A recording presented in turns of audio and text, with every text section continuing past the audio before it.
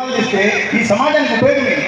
ఏ రకమైన విలువల్ని మనం చిన్నపిల్లలకు నేర్పిస్తున్నాం, విద్యార్థులు ఎలా ఎగ్నాలో నేర్పించే ప్రయత్నం చేస్తున్నామా, వాళ్ళ జీవితాన్ని ఆదర్శంగా తీసుకోమని వాళ్ళకి చెప్తున్నామా? తల్లిదండ్రులు కూడా చూస్తుంటారు, ఆ పుష్ప సినిమా ఓటీటీలో పెట్టు చూడు పుష్పాన్ని చూపిస్తుంటారు.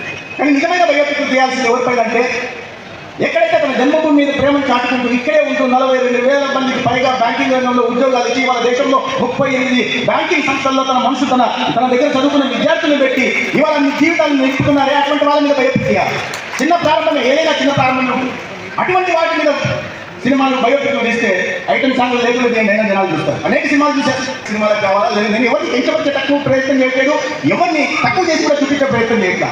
సమాజంలో ఇవాళ ఇటువంటి ధోరణులు మంచిది కాదు, ఈ పోకడలు మంచిది కాదు అని చెప్పే ప్రయత్నం మాత్రమే చేస్తున్నా. అందుకని ఎవరైనా మంచి పని చేసే వాళ్ళని ఆదర్శంగా చూపించాలా, వాళ్ళని ప్రేమదాయకంగా చూపించే ప్రయత్నం చేయాలి. కానీ అటువంటి చేయకూడదు. ఇటువంటి వాటి బయోపిక్ తీస్తే సమాజంలో నలుగురు ప్రేరణ పొందుతారు.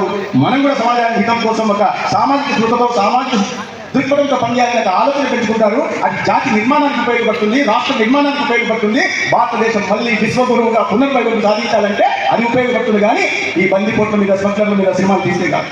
సందర్భంగా నాకు ఎందుకు అనిపించింది,